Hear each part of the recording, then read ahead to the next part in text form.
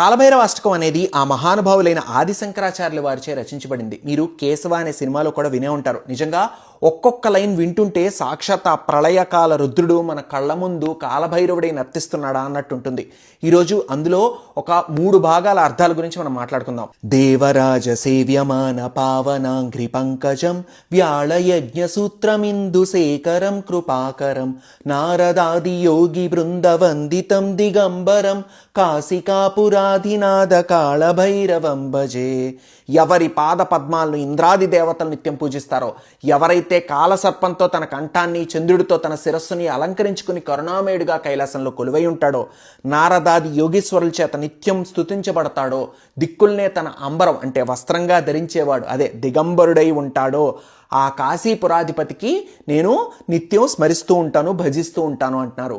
భానుకోటి భాస్వరం భవాప్తి తారకం పరం నీలకంఠమీప్సితార్థదాయకం త్రిలోచనం కాలకాలమంబుజాక్షమక్షశూలమక్షరం కాశికాపురాధినాథ కాలభైరవం భజే. కోటి భాస్కరులు అంటే కోటి సూర్యుళ్ల తేజస్సు కలిగి తన భక్తులకి మోక్షం ప్రసాదిస్తాడో, ఎవరైతే నీలపు కంఠము కలిగి మన కోరికలు నెరవేరుస్తూ ఉంటాడో, 3 కన్నులు కలిగి ఉంటాడో, విలయమే తానై ఉండేవాడు, తామర పువ్వుల వంటి కళ్ళు గలవాడు, తన త్రిశూలంతో త్రిలోకాలను పరిపాలించేవాడు, క్షరం అంటే నాశనం అనేది లేనివాడు ఎవరో ఆ కాశీపురానికి అధిపతి అయిన కాలభైరవుణ్ణి నేను నిత్యం భజిస్తాను అంటున్నారు. భూత సంఘనాయకం విశాల కీర్తిదాయకం కాశీవాసి లోక పుణ్య పాపశోధకం విభుం నీతి మార్గ కోవిదం పురాతనం జగత్పతిం కాశికాపురాధినాథ కాలభైరవం భజే. భూతములన్నింటికీ అధిపతి ఎవరో, ఇక్కడ భూతములంటే రాక్షస గణాలు అని తీసుకోవచ్చు, అలాగే మన మనుగడికి అవసరమైన హేతువులు అంటే రిసోర్సెస్ అని కూడా తీసుకోవచ్చు.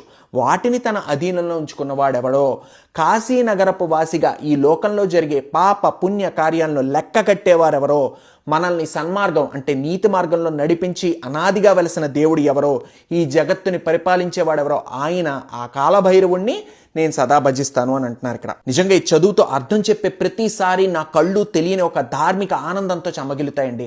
నేను ఇక్కడ కేవలం 3 మాత్రమే చెప్పాను, మొత్తం 9 ఉంటాయి. మీరు రోజు చదివే ప్రయత్నం చేయండి. ఇది చదివితే వచ్చే ఫలం ఎలాంటిదో నేను వర్ణించడం కన్నా చదువుతుంటే వచ్చే వైబ్రేషన్స్ మీరు ఫస్ట్ ఫీల్ అవుతారు, ఆ తర్వాత నేను చెప్పను, మీకే అర్థమైపోతుంది. అలాగే నన్ను చాలామంది బద్రీనాథ్ సినిమాలో సంకర్షణ సత్య నిర్ఘోషణ వేదవాగ్భూషణ బద్రీనారాయణ యొక్క అర్థం అడిగారు.